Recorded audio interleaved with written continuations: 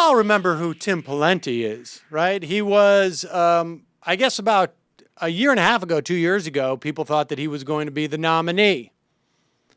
And then I think about a year ago, people thought that maybe he'd be the VP. Tim Pawlenty, a former governor of Minnesota.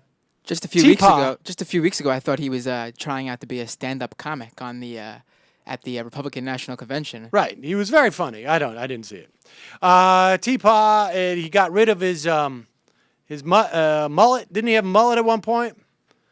And to make himself more palatable, nationally speaking, I don't know what's wrong with the mullet, but whatever. So Tim Pawlenty, named to be one of the co-chairs of Mitt Romney's campaign. Now, my guess is there's probably about 50 co-chairs across the country. Maybe a little more, maybe a little less.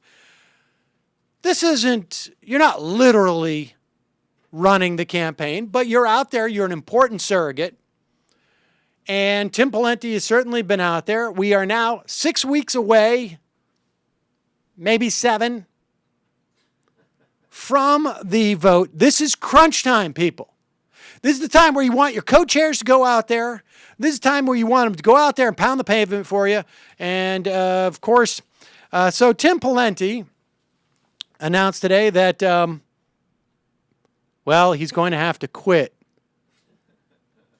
his job as co-chair of the Mitt Romney campaign. Why?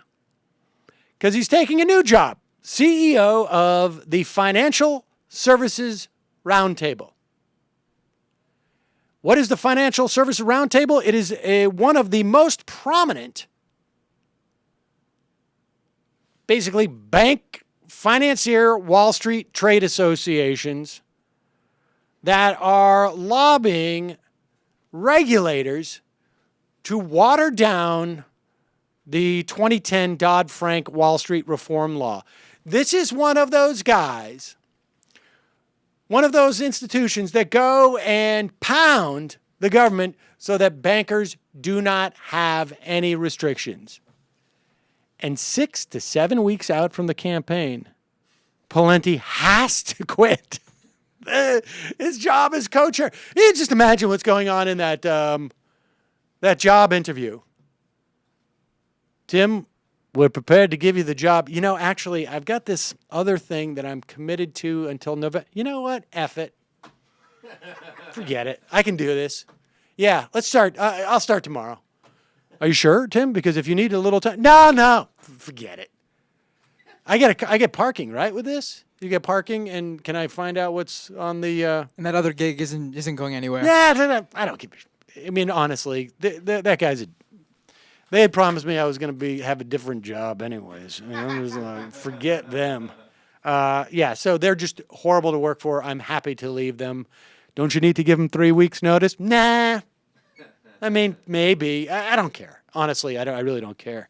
Now, here's the best thing. Well, I don't know if that's not the best thing. But here's Tim Pawlenty. Now, granted, this is almost 15 months ago. Speaking to the Faith and Freedom Coalition event, thousands of Christians, when I think at the time he was applying for a different job, then head of one of the largest lobbying firms on behalf of the banks, who are literally, you might say, they're heading to the trough that is the American government and drinking out of it. He is now the CEO of that institution. Here's what he had to say to the Christians just 15 months ago. Here it is. And then I went to Wall Street and told them to get their snout out of the trough because they're some of the worst offenders when it comes to bailouts and carve-outs and special deals. Wow. So I guess what Tim Pawlenty is saying, I mean, this is the shorter Tim Pawlenty. One is get your troughs out and let me show you how to lead that back into that trough. And two is Mitt Romney can go F himself. He ain't going to be president. That ain't happening. So I'm heading over to that bigger trough. So congratulations, Tim Pawlenty.